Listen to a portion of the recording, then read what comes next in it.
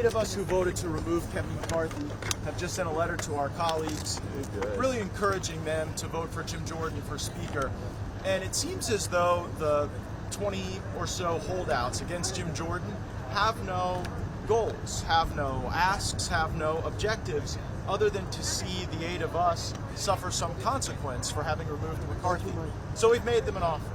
The 8 of us have said that we are willing to accept censure, sanction, suspension, removal from the Republican conference. We, of course, will remain Republicans. We will continue to vote with Republicans on Republican principles. But if what these holdouts need is a pound of our flesh, we're willing to give it to them in order to see them elect Jim Jordan for Speaker. All 8 of you have agreed to that? That's correct. Yep. The world's on fire. Some of your colleagues do blame you for this disruption. Well, I would say that we've got a speaker designate. We could elect him. We could have a speaker right now. And, I think the world was on fire when America sat atop a $33 trillion debt with no plan to reduce spending. I think the world was on fire as we watched the dollar just continue to slip away in its status as the global reserve currency.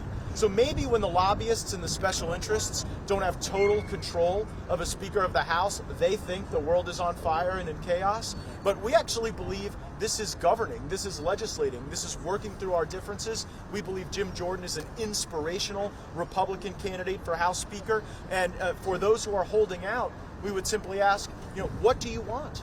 Other than for us to suffer some consequence, which we stand ready to endure. For 9.5 months, the Republican Party failed the American people.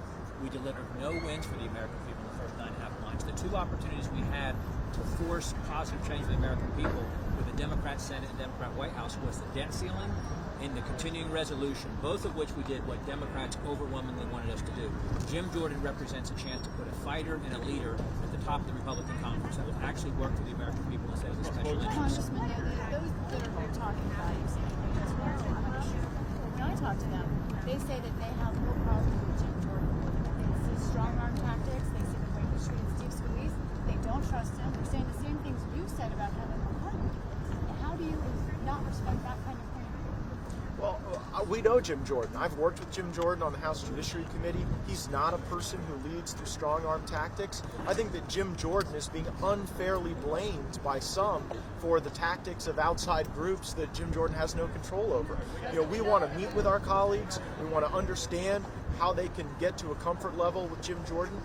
We in January allowed the ascent of Kevin McCarthy to the speakership. We had specific goals. When those promises were made to meet those goals, we were willing to work with the team. So our call is to our fellow Republicans to vote with the team, work with the team, help us elect a Republican speaker. And hold on real quick.